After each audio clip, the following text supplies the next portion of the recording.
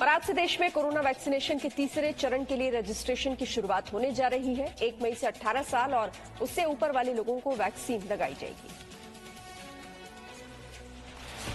Corona महामारी की दूसरी लहर के बीच 18 से ज्यादा उम्र के सभी लोगों का 1 मई से वैक्सीनेशन किया जाएगा, जो कि वैक्सीनेशन अभियान का तीसरा चरण होगा, जिसका रजिस्ट्रेशन आज से शुरू किया जा रहा है। नई पॉलिसी के मुताबिक 18 से 45 वर्ष के बीच के लोग बिना रजिस्ट्रेशन के वैक्सीन नहीं लगवा पाएंगे। वैक्सीनेशन के लिए रजिस्ट्रेशन जरूरी होगा। गौरतलब है कि देश में फिलहाल 2 तरह की वैक्सीन लगाई जा रही है, कोवैक्सीन और कोविशील्ड। ये जरूरी है कि जिस वैक्सीन की पहली डोज लगवाई हो, नंबर आने पर दूसरी डोज भी उसी वैक्सीन की लगवानी होगी। 1 मई से 18 वर्ष से लेकर 45 वर्ष के जो लोग हैं उनको भी वैक्सीन लगेगी। अब वो वैक्सीनेशन ड्राइव का हिस्सा होंगे। सरकार ने साफ कर दिया है कि बिना रजिस्ट्रेशन कराए किसी का वैक्सीनेशन नहीं होगा। वैक्सीनेशन के लिए अपॉइंटमेंट मिलना 1 मई से शुरू होगा। 18 से 45 साल के लोगों को बिना अपॉइंटमेंट के वैक्सीन लगाए जाने की इजाजत नहीं होगी। और दिल्ली हाईकोर्ट ने केजरीवाल सरकार को सख्त फटकार लगाई। कोर्ट ने जिम्मेदारी नहीं संभाल पाने पर केंद्र को सौंपने की बात कही।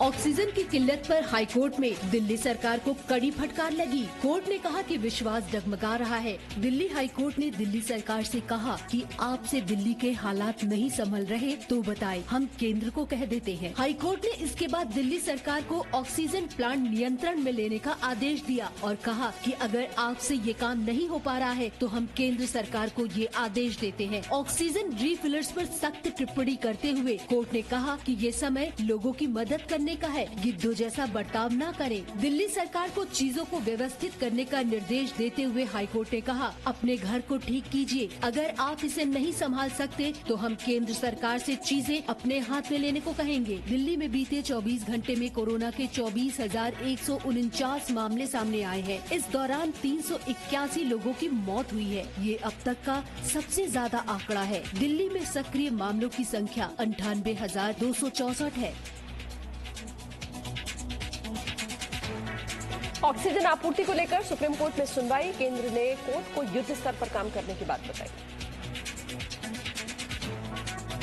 देश में ऑक्सीजन की कमी को लेकर मंगलवार को सुप्रीम कोर्ट में सुनवाई हुई। कोर्ट ने केंद्र सरकार से नेशनल प्लान पर सवाल पूछा। कहा कि केंद्र बताए क्या वैक्सीनेशन ही सबसे बड़ा विकल्प है। अदालत ने इसके बाद कड़े शब्दों में कहा कि राष्ट्रीय संकट में मूक दर्शक नहीं बने रह सकते। कोर्ट के इस रुख पर सॉलिसिटर जनरल तुषार मेहता ने जवाब दिया कि केंद्र सरकार बहुत सावधानी पूर्वक स्थिति को संभाल रही है। गृह मंत्री युद्ध स्तर पर ऑक्सीजन की आपूर्ति बढ़ाने के उपायों की सीधे निगरानी कर रहे हैं। कोर्ट ने इसके बाद सरकार की तरफ से दाखिल जवाब को आगे देखने की बात कही और अगली सुनवाई शुक्रवार के लिए तय कर दी। देश में कोरोना वायरस संक्रमण और ऑक्सीजन की कमी को लेकर केंद्र सरकार ने 2001 पेज का हलफनामा सुप्रीम कोर्ट में दाखिल किया है। हलफनामे में कहा गया है कि प्रधानमंत्री गृह मंत्री सीधे ऑक्सीजन की आपूर्ति बढ़ाने के उपायों की निगरानी कर रहे हैं। ऑक्सीजन को दूसरे देशों से राजनीतिक स्तर पर आयात किया जा रहा है। और दिल्ली हाईकोर्ट ने साफ किया है कि उन्होंने कभी भी 5 स्टार होटल में 100 बेड की सुविधा नहीं मांगी। जांच की बात कहते हुए दिल्ली सरकार ने आदेश वापस ले लिया।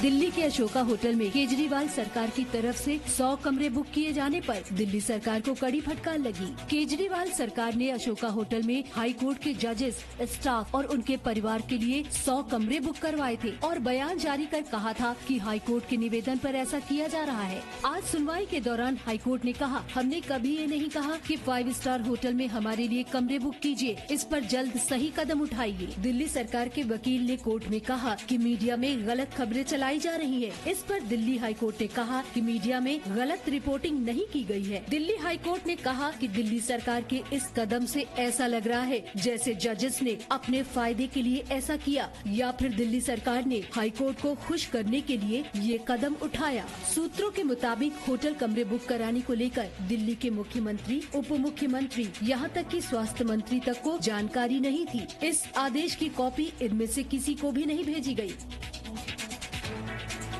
मेडिकल इंफ्रास्ट्रक्चर को लेकर प्रधानमंत्री मोदी ने मंगलवार को एक उच्च स्तरीय बैठक की, जिसमें मेडिकल सुविधाओं की समीक्षा की गई।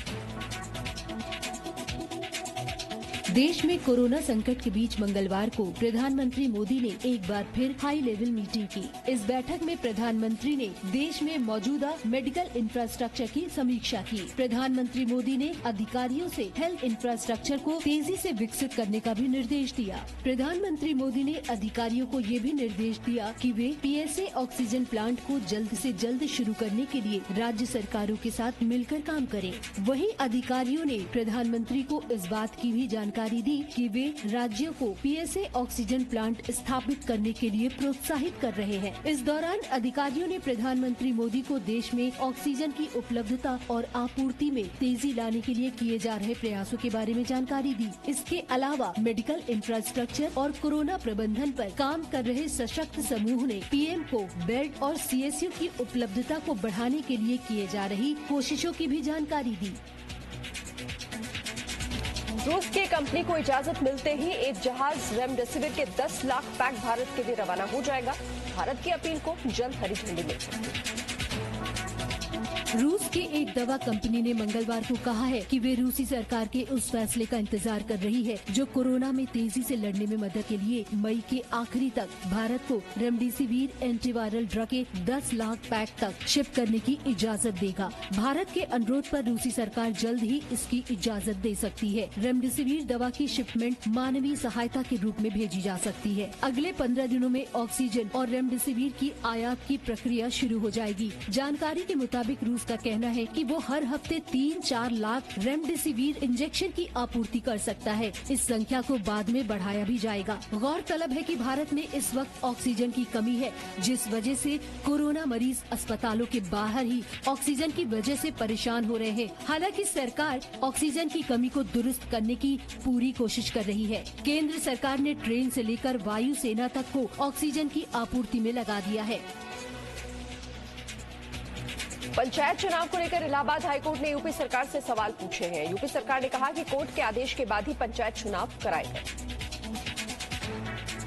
यूपी में कोरोना संक्रमण के बीच पंचायत चुनाव कराने को लेकर निशाने पर आई योगी सरकार ने सफाई दी है। यूपी सरकार का कहना है कि वो राज्य में पंचायत चुनाव कराने के पक्ष में नहीं थी, लेकिन इलाहाबाद हाईकोर्ट के आदेश का पालन करते हुए उसे ऐसा करना पड़ा ताकि 10 मई तक चुनाव प्रक्रिया पूरी हो सके।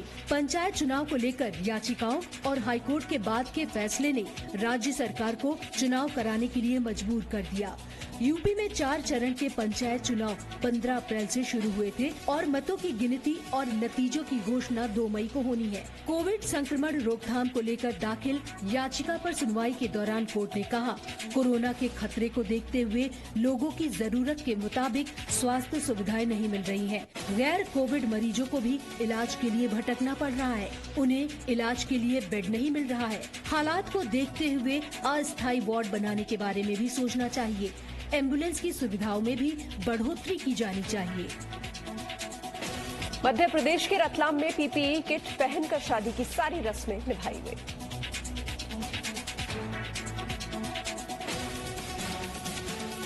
कोरोना महामारी के बीच सुरक्षा कितनी जरूरी है, इसकी एक तस्वीर देखिए। मध्य प्रदेश के रतलाम में शादी की पूरी रस्म को PPE किट पहनकर निभाया। दरअसल दूल्हा कोरोना संक्रमित था और शादी को टालने की नौबत आ गई। यहाँ तक कि दूल्हा जिस इलाके में रहता है वो भी कंटेनमेंट जोन घोषित कर दिया गया है। लेकिन फिर भी दूल्हा शादी के लिए इस मैरिज हॉल में पहुँच गया जहाँ ये समारोह होना था। इस बीच किसी ने प्रशासन को खबर भी दे दी, जिसके बाद प्रशासनिक अधिकारी मौके पर पहुँच गए और शादी को रोक दिया। पर दूल्हे के परिवार वालों ने दादी की तबीयत का हवाला देते हुए इस शादी के लिए अनुमति मांगी और प्रशासन ने इजाजत दे दी। लेकिन शादी से पहले प्रशासन ने दूल्हा दुल्हन पंडित और परिवार वालों से PPE किट पहनने की बात कही। और फिर इसके आगे की तस्वीर आपके सामने है। Presenting B News app available on Google Play and App Store. Download it now.